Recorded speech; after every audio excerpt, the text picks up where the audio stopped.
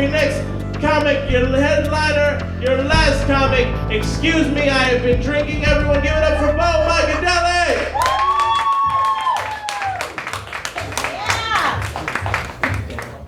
Oh, please have a seat. I got in comedy 2009. I work on a trucking company, for a trucking company on a dock. And at the time, there was a lot of racial tension. So, and they were, both sides were my friends. So I didn't want to see, the tension. So I started taking these jokes off the internet, dirty jokes, and I started telling them on the dock. And it worked. It worked. And, they were laughing. They were laughing at the same jokes. So I just said, well, maybe I can take this to the stage. But at least they did put the sidewalks. Have you seen the sidewalks? The sidewalks are nice. Gives them something to push them carts on now. Fuck you guys. It's funny to me. And I had always been a writer. I had always written songs, written things, stories. So when I decided to take it onto the stage, I started writing my own material. And there was a strip club, and you can see it on YouTube. There was this incident that I went to a strip club, and what happened at the strip club all seemed to work. So I took that to the stage, and ever since got a good response. And ever since I've been pretty much addicted to comedy. But I love it. I love it. So what's going on in the news, huh? Anybody ready to get some throat cancer? Yeah! Anybody down for it? Ladies, I'm just saying, I'm not afraid. I think comedy is the best way to express yourself. It's a pure art form. All that you have is yourself and your expression up on stage in front of people. You don't have music to rely on. You don't have anyone else to rely on. It's just basically what you bring to the table, and that appealed to me. And I said, I have a voice. I have a voice. I have an expression, so I might as well use it and see if I can influence some people. To start thinking for themselves, because that's important to me. I don't know why. Getting people to think. Can you get people to think? Maybe. I don't know. We'll see. If I can't, well, then at least I enjoyed the ride. I'm saying, if you're gonna get cancer from eating pussy, shouldn't you have it all up in your face? I mean, how the fuck does cancer just skip over your lips and tongue and go right to the throat? It's fucking bullshit, man. It's like magical cancer. Michael Douglas is full of shit, man. Pussy doesn't reach the throat, is what I'm saying. He was putting something else in his mouth. I think a lot of times when you do have them thinking, they tend to forget to laugh, So it's not almost like they're thinking too much. Sometimes I have them thinking too much to where they forget that was a joke. I'm exaggerating the moment. I'm exaggerating something. So that can be challenging. And when they stop laughing and they just think it's like, wait a minute, you need to laugh. You need to find this funny. You need to find something funny in what I'm saying. But if they don't, they don't. If they leave with something, if they leave thinking about it, if they leave, they think later about something I said and then they laugh later, and God bless. I'm saying, if your pussy smells like it needs chemo, you can keep that shit. I believe that we're all one. Everything is energy. Everything's moving at different vibrations. We're all connected in some type of way. So when you understand that and you understand your spirituality, then you start to see that things aren't right in the world for a reason. And there's something that is controlling the not rightness. There's something behind all this. Sex is very important to me, man. Sex is the foundation of a healthy relationship. Anyone believe that? It is. I'm saying, you look at a couple that's not having sex, they just look like bitter roommates. Just leave. Go and get, I'll pay your half of the rent, just go. So I can actually get some pussy. Just leave. I don't want to just tell some cute jokes. I don't want to tell something that I know that they're just gonna laugh at it. I can tell, dick jokes all the time, dick and pussy jokes. Just keep on. And I got some, but if that's all I'm about, then I'm not really changing things. I'm not really bringing a voice to the scene. Now that's what I see with a lot of comedians now. They're not really bringing their voice. Or if they are bringing their voice, it's just not a lot of substance to their voice. They haven't experienced enough. You think if aliens did come down and start having sex with us, it would be like bestiality to them? They'd be so advanced, we would be like aliens, or we would be like animals. Fuck that shit up. They wouldn't exactly be proud of it. It'd be more like a dark fetish. They go back to their partner, and their partner would know, like, you've been down there fucking them humans again, haven't you? You nasty motherfucker. You reek of ketchup. I mean, there's always a moments where you feel like, man, I wish I'd have started at 20. I wish I'd have started at 15, like Eddie Murphy or Dave Chappelle. And by now, in my 40s, I'm like, yeah, I'd be out there, headlining marquees and stuff. But I wouldn't have had that experience in my life. Just my luck, I get the alien with morals. So I'm like, ooh, not on the first abduction. Haven't even probed you yet, yeah. And stop running up to the spaceship naked, show some class. Funny to me. I say fuck you guys and then funny to me because I got to a point where sometimes when they didn't laugh, it frustrated me. It would frustrate me that they weren't laughing at something that I know is funny. Because you don't even have to be bad to go to hell, according to the Bible. You can live your whole life unselfishly loving, but still you have to be saved to get into the kingdom. Like Jesus is the doorman to Club Heaven. Checking IDs like, wait a minute. What year were you born? Again. Many people in America, especially America, are dumbed down. They're dumbed down from the television. They're dumbed down from politics, from religion. They're dumb. That's why I call them dum-dums on stage. I'm not shy about it. I've had my share of religion. I was raised Roman Catholic. Anybody else? Really? Wow, in the South? Wow, that's impressive. So you guys know, it's a good religion. If you want to be back in time for the game. If I can make the same amount of money that I make with my labor job, with comedy, then I'm a success. I'm still doing it. So that would be success to me. And anything that, comes my way, I'm grateful. Matter of fact, I was the only child at my church that wasn't molested. And I can't tell you how rejected that can make a child feel. All the other kids tease me, ooh, Father Joseph won't touch you because you got the cooties. I hope that I kicked their door of perception open.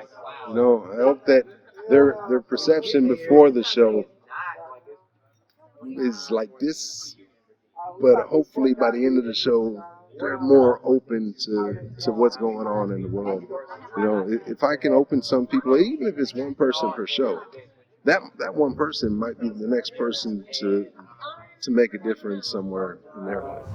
But I don't get the whole talking in tongues thing. It just sounds like baby talk to me. I got them peekaboo, Jesus peekaboo, yes Lord peekaboo. And the serious tongue talkers always start with Shama. Shama lama alaikum, Shama lama ding dong, Shama shama shaboing boing. It's like, man, he said that same tongue last week. So it's like, a trickle-down effect. If it ripples, I can ripple somebody.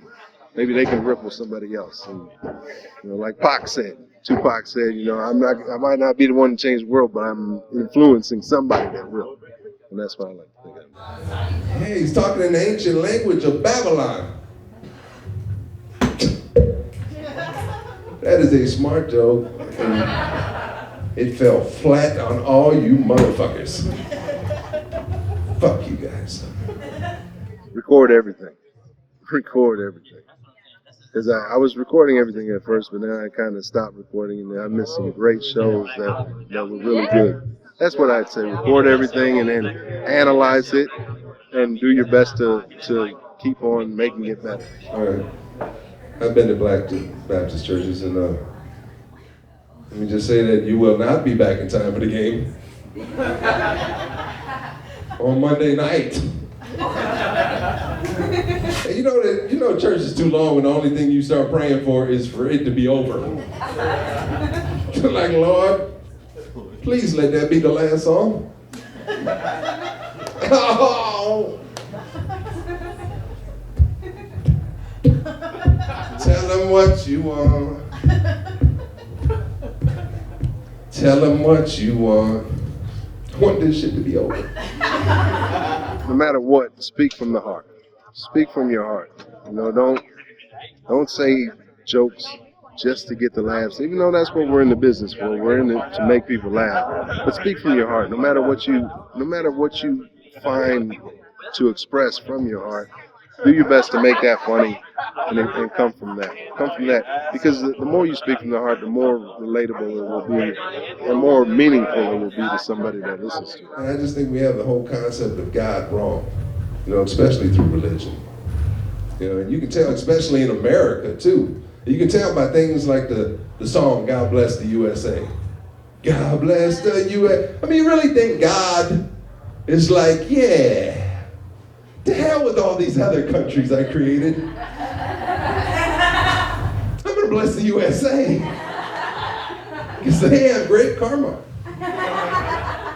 The way I see it is if I can't speak honestly, if I can't speak from my heart, whatever, and I cuss. I fucking cuss. I'm a cusser. I don't give a fuck. But if I can't do that, then it's really not my venue because all the greats, all my heroes cussed. Richard Pryor, Eddie Murphy, Dice Clay, George Carlin, Bill Hicks, they all fucking cussed. So why, and they were huge. So where is this that they have to be clean mentality? No, like that. And can we even call McDonald's food? This shit doesn't rot. And food that does not rot is not food. It's some other shit. Like chopped up used yoga mats. I'm a cusser. I grew up cussing. My father cussed at me all the time. He said, son of a bitch. He used to call me son of a bitch. My mother used to call me a son of a bitch. I couldn't do anything but agree with her. You're right, Mom. You're right. But she's a wonderful woman. Wonderful woman. Wonderful. Bless her son. Bless her. Americans eat like diabetes is just a myth. I heard about it, but I don't spend no time thinking about it. Yeah, but you're 400 pounds, and you're 5'2". You might want to mull it over there, Jethro. The way I see it is that fuck what people think. Fuck how they take it. This is my expression. This is my world, my perception. So I'm gonna tell it how I feel, and if they like it, great. If they don't, that's something they got to get over. I read once that reptilian entities possess a lot of the major power people around the planet. But when I first read that, I don't know if it's true or not, but when I first read it, I thought, wow, the reptilian that possessed George Bush was probably like, fuck, mine's broken. You have to go through all the venues. You got to go through the bars where people are talking in the back. You got to go through the stuff where people are talking around you. You got to go through that stuff because it makes you a better comedian. You can't just go to the comedy clubs and think that stuff is going to prepare you to be a great comedian because that's easy. It's too easy to go to the comedy clubs and do well because people pay to come and laugh. And when you got people that are paying to laugh, it's a lot easier than someone at a bar or at a whole bar scene where they're drinking and they're not paying attention. So you really got to be, on your toes. Sometimes it's a lot more nerve-wracking to go to bars and perform because they're not there for comedy, and you got to win them over. And I don't believe all the conspiracies. I don't believe them all. Oh, I thought you were clapping. She's packing her cigarettes. All right. Like, oh, the applause break. Wonderful. Well, I practice a lot. You know, there was Carlin said that he practiced 4 hours a day. 4 hours a day. Now, if I can get just an hour of 4 years of material, 4 years of building up this material, if I can practice an hour of going over my material, trying something new, then I'm ahead of the game. But I don't believe in all the conspiracies. Like the ones that say Obama's Muslim. Obama is not Muslim. Not with all the drone bombs he's been dropping on Muslim nations, he's not. If he is, he's not a very good one. And until he drops bombs on some Caucasian countries, I'm starting to think his white half is racist. Spread them around, Barry. Spread them around. You gotta practice. Because just like any profession, you study, you go over, you rehearse, you go over your lines, you've got to practice in order to really be, impressive, in order to make the impact. How many people here realize that the Federal Reserve is actually a privately owned bank? 2, 3 people? 4 people? See, that's why we've been getting fucked, people. This is not information you should be learning from a comedian. I just sit here smiling. Oh, I love it. I love comedy. I love it. There's nothing like making a room full of people laugh at something you said, you thought of, you created, you brought it to the table, you expressed it, and now you have people enjoying themselves based on something that came from you, your thought process. And if I can be, I like to provoke thought. That's my main thing. If I can provoke thought, on top of being interesting, on top of being funny, then I feel I've done my job. Even if everybody doesn't laugh that night, I feel like still succeeded if I'm making people think, and so they can take it with me. And we are in a police state right now. You can believe it or not, we are. You can tell by things like the TSA at the airports. Man, I mean, what kind of Orwellian shit is this? And I do my best to make the best of it. Every time I go through the body scanner, I always look at that lady's face that's watching the monitor. See if she shows any signs of being impressed. I'm always like,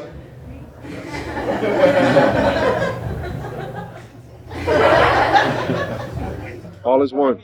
All right? Find a way to love somebody and love yourself more than anything. That shit will spread out. So, namaste. So I'm gonna leave you guys with this little bit of inspiration. Something you can take with you, tell your friends, your family, your co-workers. And when they ask you who told you that story, you tell them Bo Micadelic told you that story, all right? Who told you that story? Bo Micadelic. Enthusiastic, love it. So I was walking along this beach, and I was talking to Jesus, like I always do when I'm walking along a beach. And I noticed there was only one set of footprints in the sand. Yeah, they were mine because I'm real. And I'm not fucking crazy. I'm Bo Micadelic, you guys have been great. Thank you, music.